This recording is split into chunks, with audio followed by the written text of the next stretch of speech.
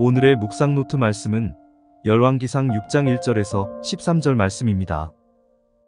제6장.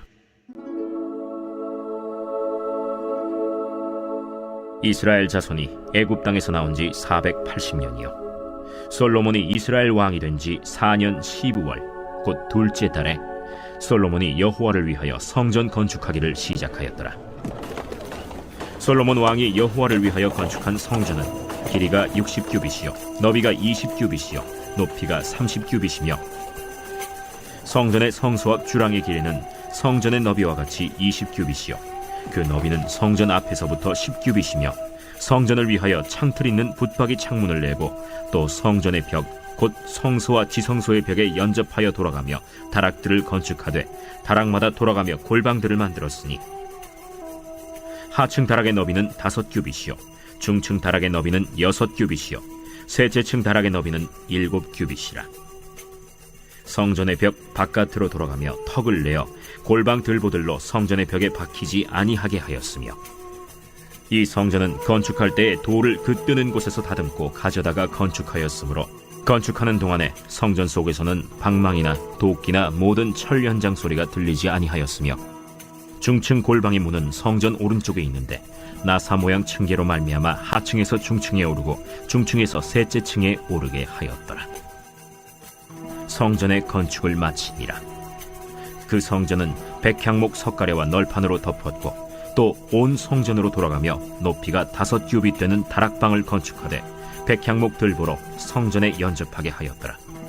여호와의 말씀이 솔로몬에게 임하여 이르시되 내가 지금 이 성전을 건축하니 네가 만일 내 법도를 따르며 내 율례를 행하며 내 모든 계명을 지켜 그대로 행하면 내가 네 아버지 다윗에게 한 말을 네게 확실히 이룰 것이요 내가 또한 이스라엘 자손 가운데에 거하며 내 백성 이스라엘을 버리지 아니하리라. 본문의 이스라엘은 출애굽한 지 480년 되는 해 솔로몬이 왕이 된 4년에 시작되었습니다. 이 시기는 이스라엘의 역사에서 중요한 의미를 지니고 있었습니다. 즉 이스라엘의 역사상 중요한 전환점에 성전 건축이 시작되었습니다. 이로써 이스라엘은 성막 시대에서 성전 시대로 넘어갔습니다. 오늘은 성전의 건축과 그 중요성에 대해 함께 묵상해 보려 합니다. 성전 건축이 이루어졌던 이 시기는 이스라엘 백성들이 하나님과의 관계를 더욱 견고히 하는 시기였습니다. 이 시기는 이스라엘이 가장 강력한 때였고 평화와 안정, 부유함이 가장 높았던 시기였습니다. 이로써 성전은 이스라엘의 국력을 상징하는 동시에 하나님의 축복과 인도를 상징하기도 하였습니다. 성전은 하나님을 예배하고 죄 사함을 받고 은혜에 감사하는 장소였습니다. 그렇기에 성전은 이스라엘 백성에게 하나님과의 관계의 중심이 되는 곳입니다. 다시 말해 성전 건축은 이스라엘의 국가적인 정체성과 연결되어 있으며 하나님과 백성 사이의 특별한 관계를 상징하기도 합니다. 건물 자체가 중요한 것이 아닙니다. 하나님에 대한 순종과 예배의 마음이 중심이 되어야 합니다.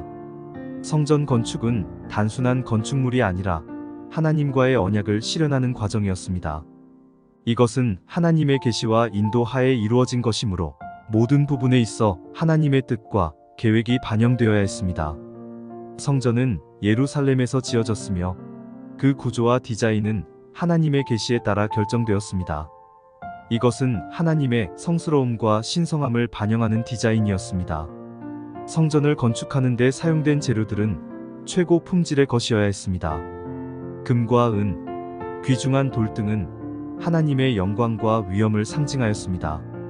오늘날 교회도 성전과 같은 역할을 하고 있습니다. 교회는 하나님의 몸이며 믿음의 공동체입니다. 성전 건축에서 배울 수 있는 교훈은 오늘날 교회에서도 적용될 수 있습니다. 그것은 하나님과의 관계, 순종, 하나님의 영광에 중점을 둔 삶을 의미합니다. 이처럼 성전 건축은 단순한 건축 작업이 아니라 하나님과 백성 사이의 언약의 현실화였습니다. 이것은 하나님의 은혜와 축복, 그리고 하나님의 뜻을 이해하고 순종하는 삶의 중요성을 우리에게 가르칩니다. 그렇기에 우리도 오늘 말씀을 통해 하나님의 뜻을 이루는 복된 삶을 살아가야겠습니다. 계속해서 본문을 살펴보면 하나님은 성전 건축 중에 솔로몬에게 말씀하셨습니다. 네가 만일 내 규례를 행하며 내 법도를 지키며 내 모든 명령을 행하여 나를 따르면 나의 이스라엘에 대한 말씀을 확실히 이루리라. 이것은 순종의 중요성을 강조한 말씀입니다. 뿐만 아니라 이 말씀은 솔로몬처럼 준비된 마음에 들리는 음성이라는 것입니다. 솔로몬이 성전을 건축할 때 그는 하나님의 뜻을 성실하게 따르려 했습니다. 그의 마음은 하나님을 경외하고 순종하려는 마음이었습니다. 우리도 마찬가지로 하나님의 뜻을 찾고자 하는 마음을 가져야 하나님의 말씀을 들을 수 있습니다. 하나님은 솔로몬에게 언약의 조건을 제시했습니다. 그 조건은 하나님의 법규와 명령을 따르는 것이었습니다.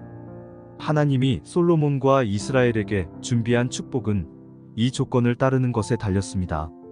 하나님은 솔로몬에게 이스라엘을 영원히 떠나지 않겠다는 약속을 했습니다.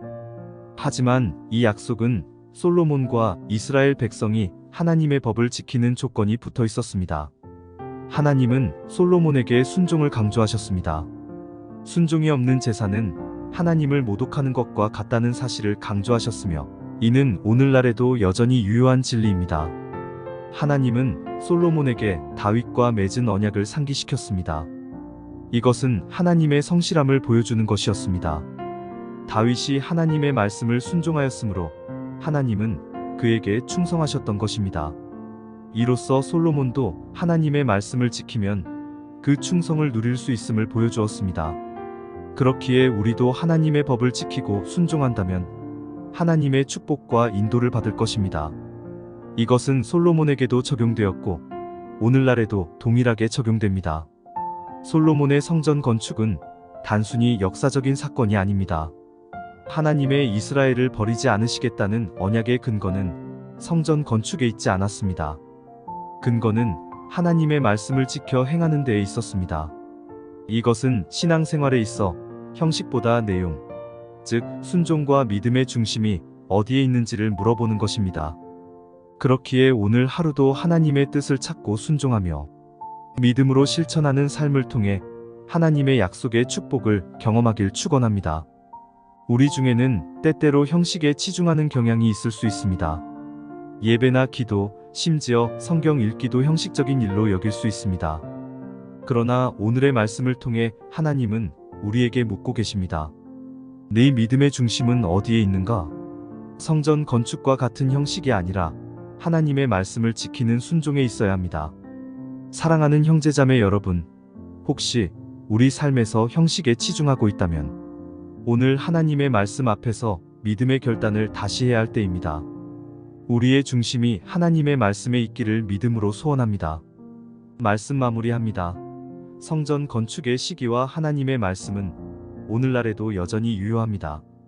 오늘 하루 종교적인 신앙생활 아니라 하나님의 말씀을 온몸과 마음을 다해 순종함을 통해 하나님과의 관계를 더욱 견고히 하고 하나님의 말씀에 순종하는 삶을 살아가는 믿음의 종들 되길 주님의 이름으로 축원합니다. 함께 기도하시겠습니다. 우리를 창조하신 아버지 하나님, 오늘 주님의 성전 건축의 역사와 주님이 솔로몬에게 하신 말씀을 통해 우리에게 보여주신 은혜와 가르침을 깨닫게 하시니 참으로 감사합니다. 오늘 하루 더욱더 주님의 말씀에 충실하게 하시고 순종하는 마음을 갖게 하여 주시옵소서. 내용보다 건물보다 마음의 중심의 중요성을 깨닫게 하시고 순종 없는 제사는 주님이 받지 않으심 또한 기억하게 하셔서 매일 말씀과 함께 걸어가게 하옵소서.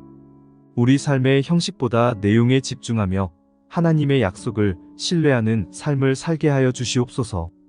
감사드리며 예수님의 이름으로 기도합니다. 아멘.